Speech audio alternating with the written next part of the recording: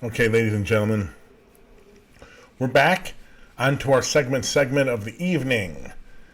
Friday City Council special meeting. You may have seen this article in the Sun-Times for our podcast audience. City Council grills top cop on shooting surge. It's from the Sun-Times. There is a crisis in our neighborhoods. Now,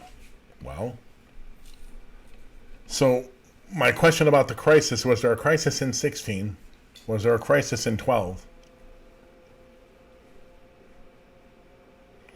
And I mean, I'll get to it later, but I want to do a special show on just interpreting crime data and crime incident data and shootings and homicides and what number is right to believe.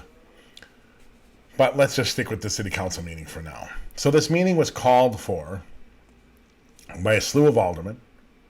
Many are useless and worthless. Many, especially on this issue. Now, first of all, let me say, don't fall for the theater. Don't fall for the rhetoric. Don't fall for the theater. Don't fall for it from the mayor or the superintendent and that side. Don't fall for it from the other side, all their supposed critics in the city council.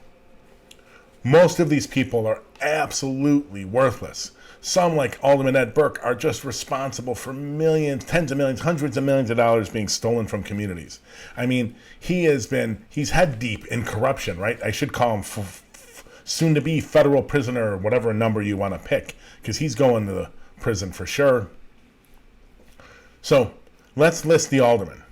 No, let's go back and say, don't fall for the theater. Look at what they actually do. It's not about what the theater that goes on in the city council, but what they actually achieve or propose to achieve or try to drive. This is not, when I read these names soon, you're not going to get like, oh my God, yeah, these are the people really pushing massive economic changes of the city so these people in these communities can change their lives. This ain't it.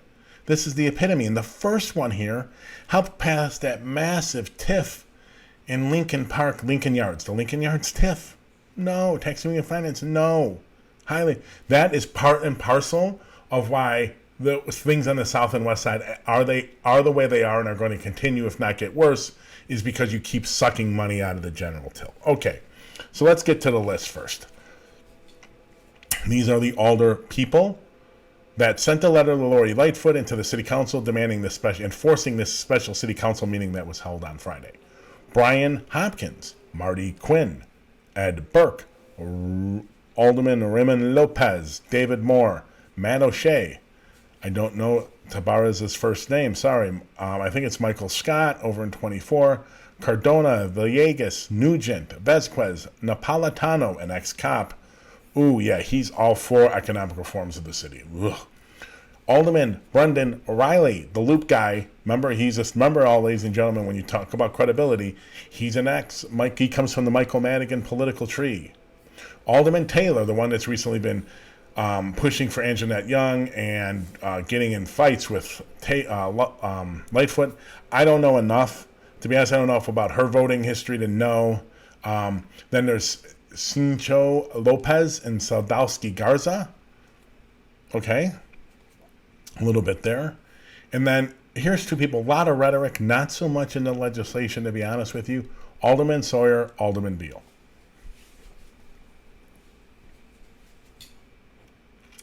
What have they done? That's the Black Caucus. That Black Caucus is, for the most part, on police accountability, for the most part, has been useless. Just like the Latino caucus, and for the most part, the Progressive Caucus. Useless throughout the years. Useless. No massive change. So that's the list of people that called this meeting. Look at what they do. Look at their legislation. Look at their votes, right? Because it isn't about this theater and these meetings, and everyone's happy. Like, see, I forced a meeting. I signed a letter to force a meeting, and we got this theater where we somewhat argued. What's changing policy-wise? What's changing legislative-wise? For this meeting, did they reinvest or redirect any new city money to these communities on the south and west side where violence is most prevalent? Absolutely not. That's not what they do. It's not what they do. So this was because Lightfoot is politically weak, especially on this issue. So they're attacking her on it. And Brown. Listen. Has Lightfoot done a great job on justice and police reform? Absolutely not. Is David Brown a top pick for the superintendent? Absolutely not. But Lightfoot picked him. Lightfoot owns him.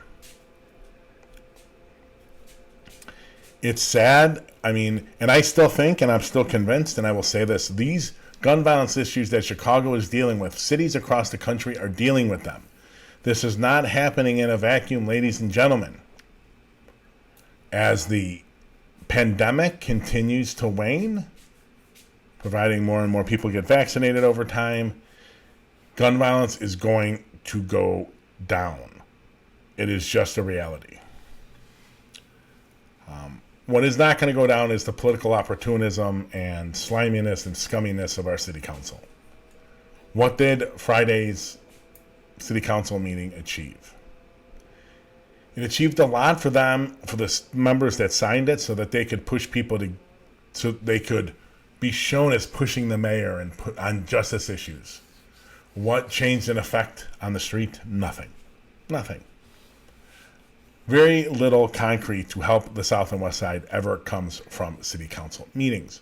What comes from the city council meetings is stuff that hurts the South and West Side. That's what gets done.